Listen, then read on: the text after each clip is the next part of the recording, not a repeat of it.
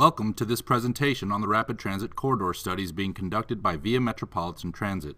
The 2010 census indicated that there were just over 1.7 million people in Bexar County. By 2040, the population in the region, including Bexar County and its 7 surrounding counties, is projected to grow by 1.6 million people total, with just over 1 million of those in Bexar County alone. That's like taking the population of Austin, Texas, and adding it to the population of San Antonio. Since 2010, actual growth has been tracking closely with this projection, which would mean that by 2040, we also have the need to accommodate over 800,000 additional jobs and potentially the addition of 1 million cars to our roadways. A growth strategy to locate some of this expected job and housing growth in 13 regional centers has been adopted by the City of San Antonio and is important as we plan for our future transportation system.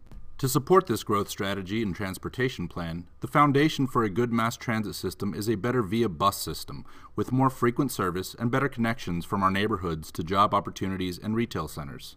A better bus system includes improvements such as the addition of primo routes, with buses coming every 10 minutes or less. The next component, and the subject of this study, is the addition of a rapid transit network, which includes investments in both light rail and bus rapid transit infrastructure. This plan can be found in greater detail in the Via Vision 2040 Long-Range Plan. The Long-Range Plan identified a total of 7 corridors that might be suitable for such investment in rapid transit. These are the subjects of these rapid transit corridor studies. The third component of Vision 2040 is smart transit. This includes innovative solutions that make Via services accessible through your mobile phone or device. This also includes planning improvements to the mass transit system in partnership with other investments in the transportation network, as well as where growth and development occurs throughout the region. For example, planning the rapid transit network with improvements to the highway network and the regional growth strategy will allow us to address the most pressing transportation challenges facing the future of our community. For the purposes of this study, rapid transit can be defined as public transportation service that is able to move quickly on every trip in its own lane, separate from other traffic. This allows for a consistent and reliable schedule whether it's rush hour or less busy times of the day. We will be considering both light rail and bus rapid transit for each of the 4 corridors we are studying. In the rapid transit corridor studies, we begin with the roadways in each corridor as generally laid out in Vision 2040 and identify the regional centers from SA Tomorrow. We then take a closer look at the corridor to identify other possible roadways for where we could build light rail or bus rapid transit within each corridor we call conceptual alternatives. We then split each corridor into 5 to 6 zones to perform an independent analysis on each of the roadway segments in each zone.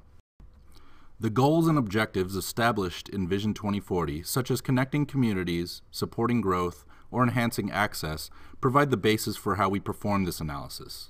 We analyze data associated with the goals and objectives along each segment in each zone to have a better understanding of how things are connected within each corridor.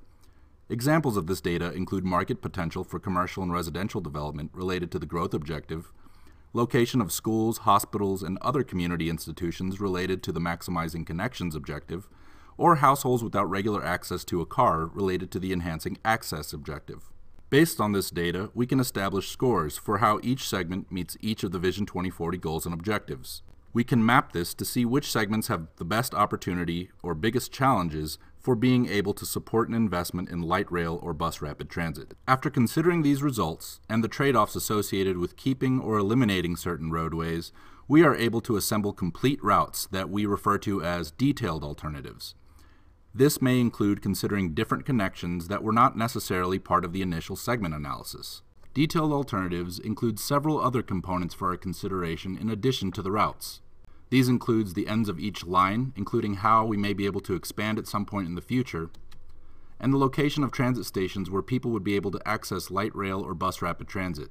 In addition to these features, we consider other competitive transit choices that serve some of the key connections in each corridor, such as express bus service from park and rides to downtown that can be improved with the highway network. Sometimes key locations that may be important destinations to the community may not be directly connected to the routes we are proposing to analyze further. Some of these routes may connect to important institutions while others do not. Connecting communities and enhancing access are important objectives from Vision 2040, so we pay close attention to opportunities to ensure that as many of these locations can be connected to each detailed alternative. This can be done through frequent bus service or a dedicated shuttle connection. In addition to those connections, we also make sure to remember that we are planning for rapid transit in 7 corridors, and how these interact as a system for residents to use is vital to their ability to improve the quality of transportation in our region. Each detail alternative we choose to analyze further must meet the specific needs within its corridor, be accessible to the most people and jobs possible, and be unique enough to have an effective comparison of costs and benefits. Once we finalize the detail alternatives, we will evaluate them for potential environmental and traffic impacts, right-of-way requirements, ridership, competitiveness for receiving federal funding, and differences in cost. This evaluation will provide the information we need as a community to determine the best way to implement either light rail or bus rapid transit in each of the corridors. It is possible, though not required, that through this evaluation of detailed alternatives, we decide to combine the best piece of one alternative with the best piece of another. It is also possible that the evaluation results suggest that light rail or bus rapid transit be constructed in phases over time. For more information and the latest updates on the Rapid Transit Corridor studies, please visit www.viavision2040.com.